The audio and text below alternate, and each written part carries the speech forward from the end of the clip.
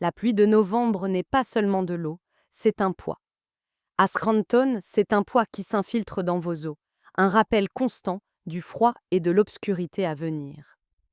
C'est ce poids que Michel Carter sentait, bien plus lourd que les provisions qu'elle transportait. La bruine glaciale tombait sans relâche depuis midi, transformant les rues en rubans d'asphalte luisants sous la lueur blafarde des lampadaires. Michel descendit du second bus de son trajet quotidien, les bras endoloris par le poids de 2 sacs d'épicerie bombés. Le vent lui mordait les joues alors qu'elle marchait les 2 derniers pâtés de maison vers la modeste maison de ville que sa famille appelait chez elle, depuis près d'une décennie.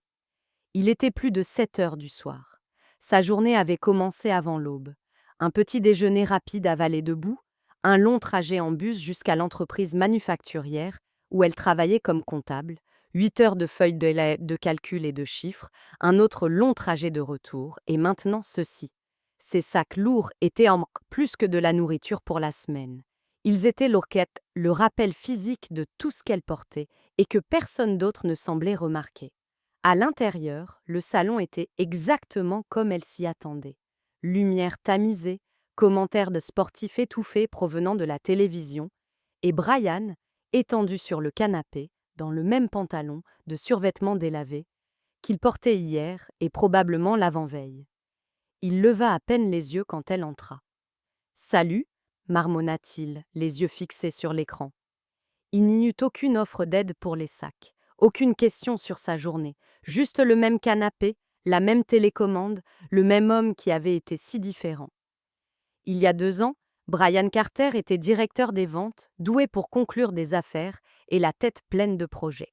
Lorsque l'entreprise avait réduit ses effectifs, il était rentré à la maison avec une boîte en carton contenant ses affaires et une promesse : c'est temporaire. Il trouverait autre chose, quelque chose de mieux. Mais les semaines étaient données qu'est devenues des mois et les mois des années. Maintenant, temporaire ressemblait à un mensonge qu'aucun d'eux n'avait la force d'exposer. « J'ai eu un entretien aujourd'hui », dit Brian après une pause, sans toujours la regarder. Ça ne semblait pas être le bon poste. C'était la même phrase qu'il utilisait toujours. Michel posa les sacs sur le comptoir de la cuisine, forçant sa voix à rester calme. Qu'est-ce qui n'allait pas ? Trop petit. Ils cherchent quelqu'un avec moins d'expérience. Il haussa les épaules, changeant de chaîne.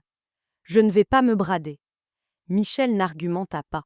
Elle avait appris qu'il n'y avait aucun intérêt. Chaque opportunité était trop petite, trop loin, trop en dessous de son niveau. Quelque part, en cours de route, l'ambition s'était transformée en fierté, et la fierté s'était durcie en inertie.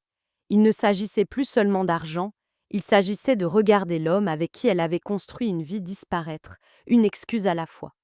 À l'étage, les voix de ses enfants résonnaient faiblement dans le couloir. Lucas, 16 ans, et Emma, 14 ans. Ils avaient depuis longtemps cessé d'attendre que leur père les conduise à l'entraînement ou les aide pour leurs projets de scolaire. Lucas faisait des petits boulots après l'école pour payer ses propres baskets. Emma se confiait à Michel quand elle était contrariée, jamais à Brian. Pourtant, Brian leur faisait sans cesse la morale sur l'importance de l'éducation et de la responsabilité, comme si les mots pouvaient combler le vide que son absence laissait. Michel effectua les tâches de sa soirée sans réfléchir, ranger les courses dans le réfrigérateur, mettre les pâtes à bouillir sur la cuisinière, trier et changer le linge. Emma appela de sa chambre avec une question sur un devoir de biologie. Lucas demanda s'il pouvait l'un se permettre les 40 $ pour une sortie scolaire. « On trouvera une solution », dit Michel automatiquement, bien qu'elle ne sût pas comment. Quand le dîner fut prêt, elle mit la table pendant que Brian continuait de regarder la télévision. Il les rejoignit finalement, se plaignant mollement que les pâtes étaient trop cuites. Lucas fixait son assiette, Emma mangeait en silence. Le seul son était le cliquetis des fourchettes contre la vaisselle et le bavardage étouffé de la télévision dans l'autre pièce. Après le dîner, Michel frotta la vaisselle pendant que Brian retournait sur le canapé. Elle aida Emma à finir ses devoirs, rappela à Lucas son couvre-feu et prépara les déjeuners pour le lendemain. Au moment où elle plia la dernière brassée de linge, il était plus de minuit. Brian s'était endormi avec la télévision toujours allumée. Elle l'éteignit et resta là un moment, le regardant. C'était l'homme qui avait l'habitude d'organiser des road trips sur un coup de tête, qui lui laissait autrefois des mots d'amour glissés dans son sac à main, qui rêvait de créer sa propre entreprise. Maintenant, il ne pouvait même pas sortir les poubelles sans qu'on le lui demande 2 fois. Michel alla se coucher épuisé, non seulement par le poids des courses ou les heures de travail, mais par l'implacable similitude de tout cela. Sa vie était devenue une boucle. Travail, maison, magasin, répété. Même les week-ends n'apportaient aucun repos, juste un nettoyage plus approfondi, plus de corvées, des listes sans fin. Quelque part en cours de route, elle avait cessé d'être une épouse et une partenaire, et était devenue quelque chose d'autre. Une gérante, une soignante, un système de soutien que personne ne reconnaissait jusqu'à ce qu'il vacille. Alors que la pluie continuait de crépiter contre la fenêtre, Michel resta éveillée, fixant l'obscurité. Elle essaya de se souvenir de la dernière fois où elle s'était sentie plus qu'une machine faisant tourner le ménage. La réponse ne vint pas, et ce silence, lourd, familier, suffocant, était pire que n'importe quelle réponse aurait pu l'être. La lumière du matin qui filtrait à travers les stores était pâle et froide, ne portant aucune de la chaleur que Michel aimait autrefois dans l'automne. Elle se réveilla avant son alarme, une habitude prise il y a longtemps, lorsque les matins étaient une course contre la montre. Déjeuners à préparer, enfants à réveiller, vêtements à repasser. La maison était silencieuse, à l'exception d'un faible murmure venant du salon. Alors qu'elle s'approchait, toujours en robe de chambre, elle réalisa que c'était la voix de Brian. « Non, je ne suis pas encore prêt, disait-il doucement au téléphone. J'ai besoin d'un peu plus de temps. Oui, je sais. Mais ce n'est tout simplement pas la bonne opportunité en ce moment. Michel s'arrêta dans l'embrasure de la porte, les mots atterrissant plus lourdement qu'il n'aurait dû. Pas encore prêt. 2 années s'étaient écoulées depuis qu'il avait perdu son emploi, et il n'était toujours pas prêt. Quand il remarqua sa présence, Brian mit fin rapidement à l'appel et offrit un faible sourire. Ce n'était rien. Un recruteur. Mauvais profil. Elle croisa les bras. Encore un mauvais profil. Il soupira comme si c'était elle qui était déraisonnable. Je ne vais pas prendre la première chose qui se présente, Michel. J'ai des standards. Je ne vais pas perdre mon temps avec quelque chose qui n'en vaut pas la peine. Peut-être quelque chose de temporaire alors, suggéra-t-elle doucement. Juste jusqu'à ce que... Non, la coupa-t-il, sa voix s'aiguisant. Je ne vais pas retourner des hamburgers ou remplir des étagères. J'ai travaillé trop dur pour ça. La conversation se termina comme toujours, par un mur qu'elle ne pouvait pas escalader. Michel se retira dans la cuisine et commença le petit déjeuner. L'odeur du café attira bientôt Lucas et Emma en bas, les yeux ensommeillés et affamés. Lucas plana près du réfrigérateur, sa voix hésitante. « Maman, le voyage scolaire a DC est le mois prochain. Ils ont besoin du paiement pour vendredi. » Emma prit la parole ensuite, frottant le sol avec sa chaussette. « Et j'ai besoin de nouvelles baskets. Les miennes sont trop petites. » La poitrine de Michel se serra. « Je vais voir ce que je peux faire. » Brian, lisant les nouvelles sur son téléphone, ne leva pas les yeux. Lucas le dévisagea un long moment avant de marmonner. « Tu dis ça depuis 2 ans. » Puis il attrapa son sac à dos et sortit sans un mot de plus. Le silence plana sur la cuisine comme un nuage d'orage. Michel posa une assiette devant Brian, mais il y toucha à peine. Ils mangeaient dans des mondes séparés, le sien rempli de calculs mentaux sur les factures et les courses, le sien rempli de gros titres et d'offres d'emploi auxquelles il ne postulerait jamais. Au moment où elle arriva au travail, la tête de Michel battait déjà la chamade. Le bureau bourdonnait de conversations faciles, le genre auquel elle ne participait plus. « Nous avons pris des billets pour voir Hamilton ce week-end, disait une collègue. Puis dîner dans ce nouveau steakhouse au centre-ville. Une autre planifiait un voyage à Cap-May avec son mari. Michel souriait quand on lui parlait, mais elle ne pouvait pas se joindre à la conversation. Ces week-ends n'étaient même pas faits de pièces de théâtre ou d'escapades. Ils servaient à rattraper le linge, à récurer les salles de bain, à faire les courses avec des coupons et à étirer silencieusement chaque dollar. Sa vie, autrefois pleine de petits rêves et de plans partagés, s'était rétrécie à une liste de tâches qui ne finissait jamais. À 5 heures, elle pointa et se dirigea vers un petit café à 2 pâtés de maison du bureau. Léna Rodriguez était déjà là, lui faisant signe depuis une banquette d'angle. Son amie était tout ce que Michel n'était pas ces jours-ci, vibrante, vive, sans fardeau. Le divorce lui avait fait ça. Après avoir quitté son mari alcoolique, Léna avait reconstruit sa vie à partir de zéro et elle parlait avec le genre de clarté qui vient de la survie au chaos. Tu as l'air épuisé, dit Léna alors que Michel se glissait sur la banquette en face d'elle. A-t-il même postulé quelque part cette semaine? Il dit qu'il cherche, murmura Michel. Il attend juste quelque chose qui lui convienne. Léna ricana. Convienne. Michel, les hommes ne changent pas parce qu'on le leur demande. Ils changent quand l'alternative fait mal. Tant que tu porteras le poids, il te laissera faire. Michel remua lentement son thé, regardant la vapeur s'élever. Ce n'est pas si simple. Les enfants ont besoin de stabilité et... Et toi, non? Léna se pencha en avant. Tu mérites un partenaire, pas un autre dépendant. Elle hésita, puis ajouta. Tu sais, quelqu'un a posé des questions sur toi la semaine dernière, a dit que tu étais belle, voulait savoir si tu étais célibataire. Michel cligna des yeux, prise au dépourvu. Quoi? Un des gars de mon bureau. Il nous a vus déjeuner ensemble il y a quelques mois. Léna sourit. Je lui ai dit que tu n'étais pas disponible, évidemment. Mais ça prouve quelque chose. Tu n'es pas invisible, Michel. Pas pour tout le monde. Michel rejeta le commentaire en riant, mais le mot resta coincé en elle comme une écharde. Cela faisait si longtemps que personne ne l'avait vue autrement que comme une mère, une épouse, une pourvoyeuse.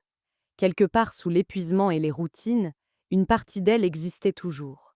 Une femme qui avait autrefois ses propres rêves et désirs. Alors qu'elle se disait au revoir, Michel rentra chez elle dans la soirée fraîche, les mots de Léna résonnant dans son esprit. Tant que tu porteras le poids, il te laissera faire. Elle pensa à Brian sur le canapé, aux candidatures non ouvertes, à l'excuse pas encore prêt.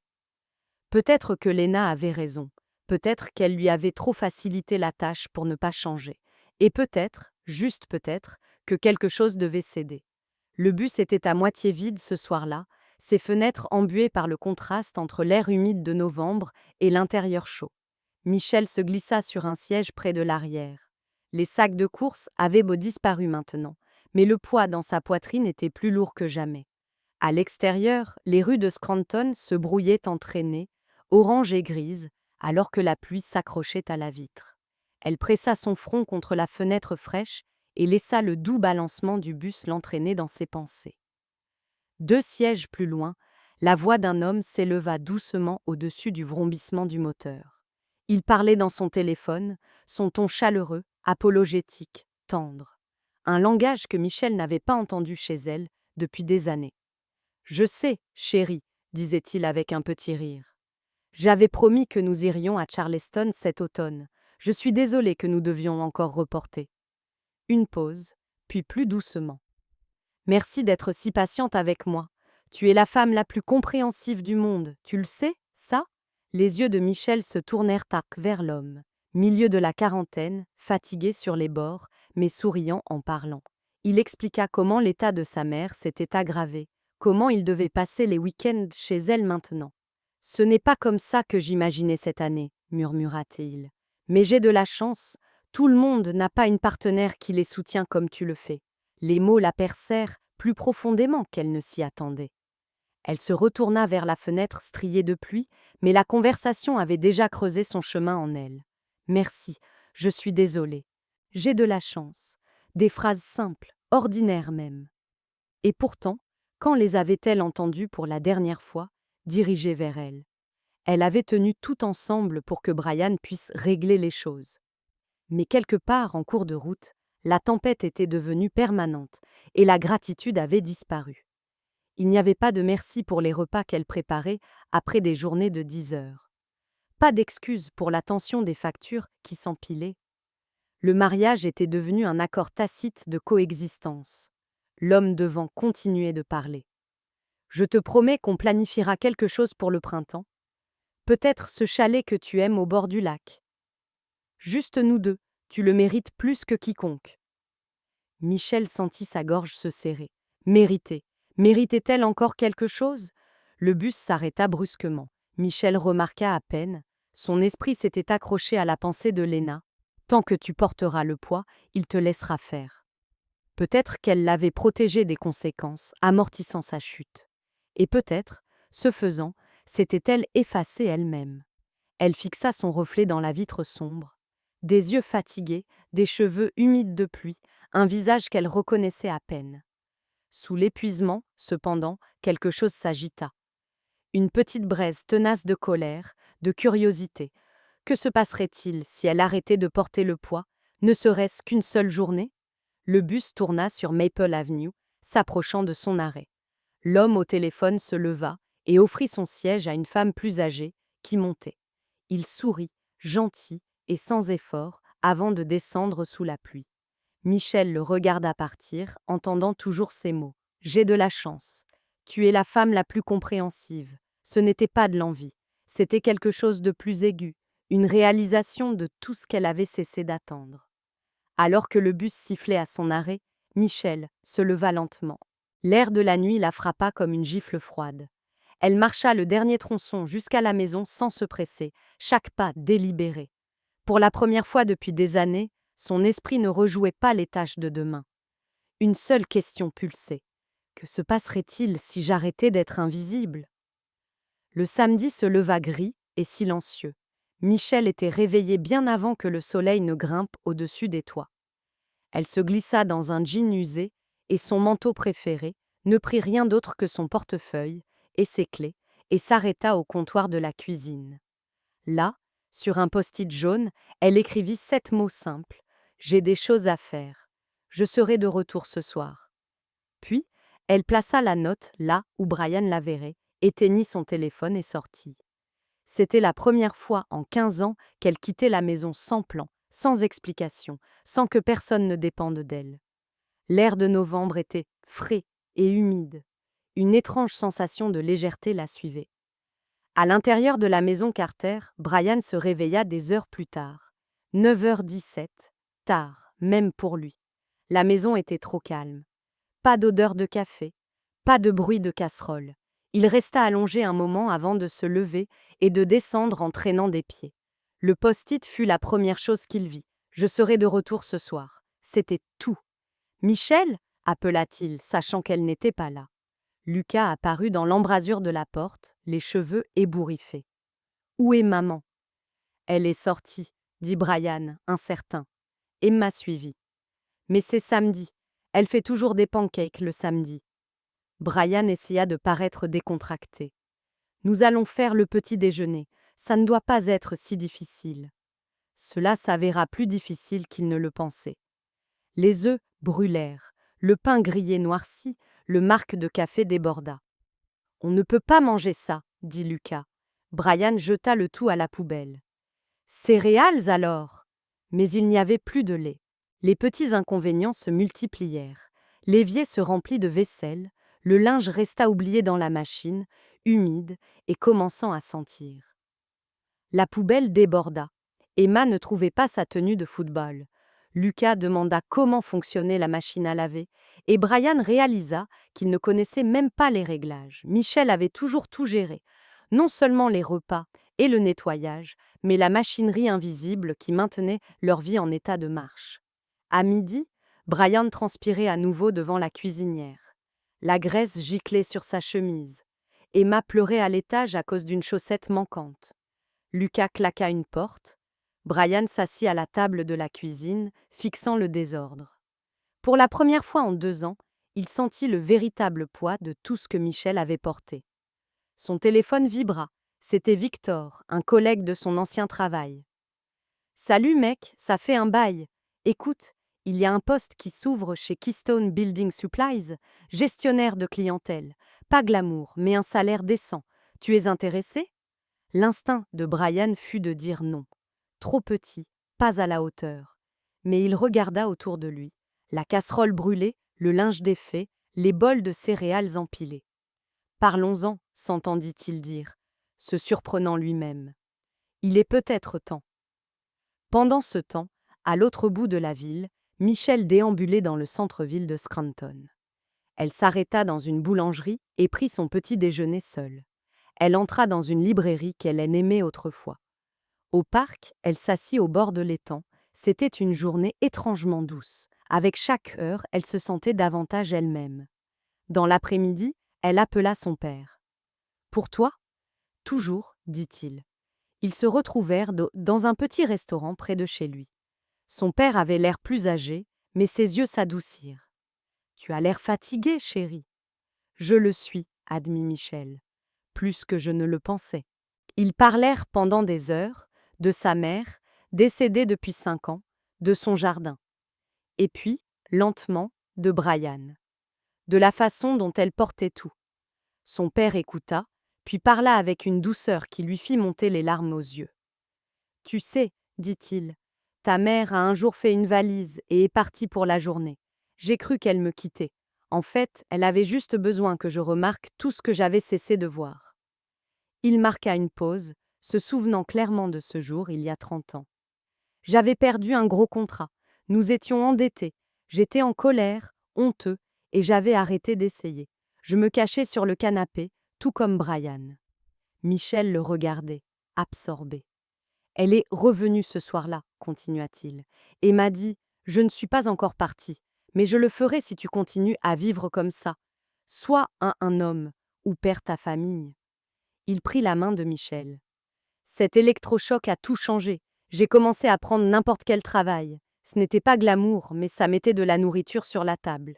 L'amour a parfois besoin d'un choc pour se réveiller. Le crépuscule s'installait lorsque Michel tourna dans sa rue ce samedi soir. La pluie avait cessé.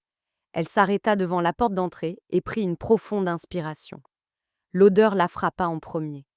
Un mélange d'huile brûlée, de linge humide et quelque chose d'acide provenant de la poubelle débordante. La cuisine était une zone sinistrée. Casseroles empilées, pommes de terre à moitié épluchées, une marmite de soupe grisâtre abandonnée, une traînée d'empreintes de pas boueux. Lucas et Emma se précipitèrent d'un vers elle. « Maman !» s'écria Emma, s'enroulant autour de la taille de Michel. « Où étais-tu ? On ne savait pas quoi faire. »« Je vous avais dit que je reviendrais ce soir, » dit doucement Michel. Ses yeux se posèrent d'homme sur Brian, qui se tenait près de l'évier, l'air coupable. « Je ne savais pas quoi faire, balbutia-t-il, désignant le chaos d'un geste impuissant. Tout s'est effondré.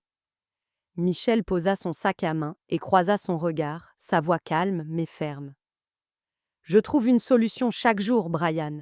Personne ne me demande jamais comment. » Les mots atterrirent comme une pierre dans l'eau calme. Brian détourna le regard, la honte envahissant son visage. Pour la première fois depuis longtemps, Michel ne sentit pas de ressentiment. Elle ressentit quelque chose de plus calme, une satisfaction. Enfin, il voyait le travail invisible. Le reste de la soirée se passa en silence. Michel ne nettoya pas la cuisine. Elle ne plia pas le linge. Elle réchauffa des restes de soupe. Personne ne se plaignit. Le lendemain matin, la maison était toujours en désordre. Brian versa des céréales sèches dans des bols. Pas de pancakes, pas de café. Michel s'assit à table. « Je veux dire quelque chose, » commença-t-elle, sa voix coupant le silence. « J'ai fini de prétendre que c'est normal, ça ne l'est pas. » Brian leva les yeux, surpris. « De quoi parles-tu ? » « Je parle de ça, » dit-elle en désignant la cuisine, les piles de linge, le poids qu'elle avait porté seule pendant des années. « Je ne veux pas que Lucas grandisse en pensant qu'il est acceptable pour un homme de rester sur un canapé pendant que quelqu'un d'autre fait tout. Et je ne veux pas qu'Emma croie qu'être une femme signifie porter les fardeaux de tout le monde, sans se plaindre. »« Michel, je cherche, » protesta Brian. « J'essaie. »« Faire défiler des sites d'emploi n'est pas travailler, » répliqua-t-elle, son ton toujours égal, mais plus aiguisé. « Ça fait 2 ans, 2 ans d'excuses, 2 ans de pas le bon profil. Pendant ce temps, je travaille à plein temps, j'élève nos enfants, je gère cette maison, et je suis la seule à remarquer à quel point tout s'effondre. » La mâchoire de Brian se contracta. « Je fais de mon mieux. »« Non, Brian, » dit-elle en se penchant légèrement en avant. « Tu fais le strict minimum et tu appelles ça un effort. » La pièce retomba dans le silence. Michel inspira profondément. « Ce n'est pas une menace, C'est une limite. Tu as un mois pour trouver un travail. N'importe quel travail. Peu importe si c'est chez Keystone Building Supplies ou si tu retournes des hamburgers. Un mois. Sinon, les enfants et moi, nous chercherons un endroit où nous pourrons avoir un partenaire, pas seulement un autre occupant. Le choc sur le visage de Brian était total. C'était la première fois qu'elle ne le suppliait pas, mais qu'elle lui donnait un ordre. La première semaine fut glaciale. Brian était en colère, blessé dans sa fierté. Il postula à quelques postes de direction pour lesquels il n'était pas qualifié et fut, sans surprise, rejeté.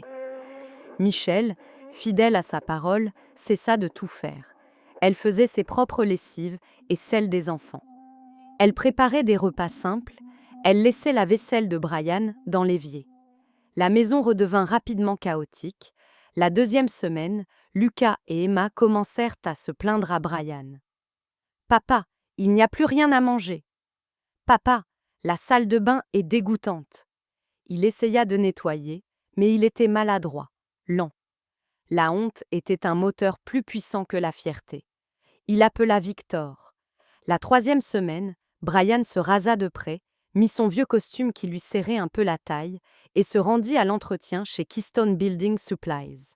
C'était, comme il l'avait craint, un petit bureau, un travail en dessous de ses anciennes fonctions.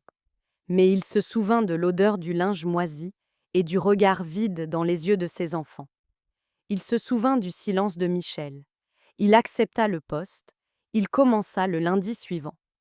Il rentrait à la maison fatigué, les mains sales à force de manipuler des échantillons de matériaux, mais il rentrait. La première semaine de travail, il s'assit à la table de la cuisine pendant que Michel préparait le dîner et commença à éplucher les pommes de terre. Il le fit sans qu'on le lui demande. Michel le regarda faire, et pour la première fois en 2 ans, elle sentit le poids sur ses épaules s'alléger, ne serait-ce que d'1 gramme. Ce ne fut pas instantané. Il y eut des disputes. Il y eut des moments où Brian retomba dans ses vieilles habitudes et des moments où Michel lutta pour ne pas reprendre le contrôle total. Mais le changement avait commencé. L'inertie était rompue. 6 mois plus tard, la pluie de novembre était un lointain souvenir. C'était une soirée de mai chaude et lumineuse. Michel rentra du travail. La maison était rangée. L'odeur des pâtes flottait dans l'air. Elle trouva Brian, dans le salon, non pas étendu sur le canapé, mais assis par terre avec Emma, l'aidant à construire un modèle complexe pour son cours de physique. Lucas était assis à proximité, parlant à son père de son propre petit boulot au magasin de pièces automobiles. Brian écoutait, posant des questions, engagé. Il leva les yeux quand Michel entra et lui sourit. Un vrai sourire, pas le faible fantôme d'un sourire qu'il avait l'habitude d'offrir. « Salut », dit-il. « Ta journée s'est bien passée ?»« Elle s'est bien passée, » dit-elle, sentant quelque chose se dénouer dans sa poitrine qu'elle n'avait même pas réalisé être tendue. Ce soir-là, après que les enfants se soient couchés, Brian la rejoignit sur le porche arrière. Ils s'assirent en silence pendant un moment, écoutant les grillons. « J'ai reçu une petite prime ce mois-ci, » dit-il doucement. « Ce n'est pas grand-chose, mais je pensais… Tu te souviens de ce chalet au bord du lac dont tu parlais toujours ?»